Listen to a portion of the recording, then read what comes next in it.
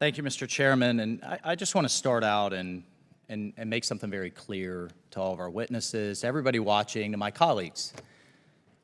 We would not be having these conversations if we did not consistently, certainly, well, I'll say from my perspective, if I did not consistently have soldiers, cadets, family members, and their extended networks incredibly upset, disturbed, offended, and bringing us things like how to understand your whiteness and white rage, a lecture taught at West Point, taught by a woman who said the Republican Party today, not years ago, not in history as part of a history class, today is a party of white supremacy, that white people are outraged by the advancement of black people. A lecturer at the United States Military Academy. And I can go on, and Mr. Chairman, I'll enter all of these into the record. Orientation training at the U.S. Air Force Academy.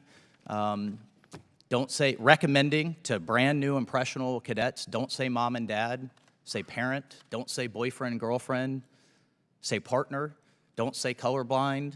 You know, I mean, we can go down the list. So I guess my point is, and to my colleagues as well, this isn't coming from us. I think deep down a lot of people think that Republican lawmakers are making this stuff up just to score political points. I would have no idea about any of it unless I had whole binders full that cadets and soldiers were bringing to us. So what you need to ask yourselves, and I said the same thing to your enlisted leaders across the services, why aren't they coming to your chain of command? I said this to the Air Force Academy superintendent. Why didn't they feel comfortable coming to him or his chain of command?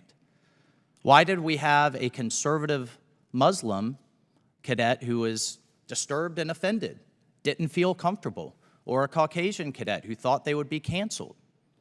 You need to ask yourselves this as we deal with this recruiting crisis, and I ask you to pull those filters back and maybe look at kind of the other side of this equation. So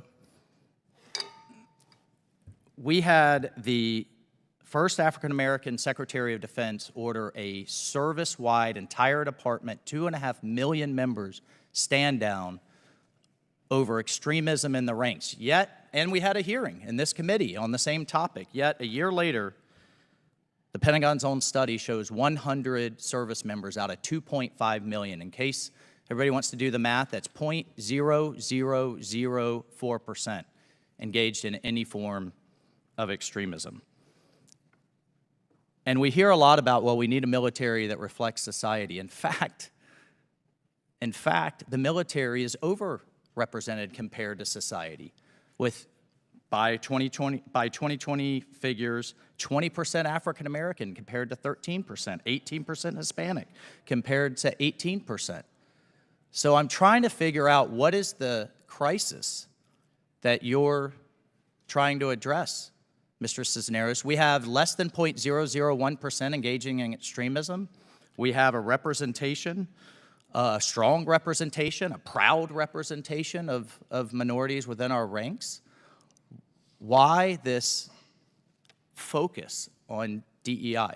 I don't think there's a crisis that we're trying to address, but we want to ensure that all individuals. We had a training stand down from the Secretary of Defense as the first order. Well, not on accidents, not on planes crashing, not on ships crashing, although those things are happening. We didn't have service-wide stand-downs then. We had one on extremism in the ranks, though the own study showed no extremism.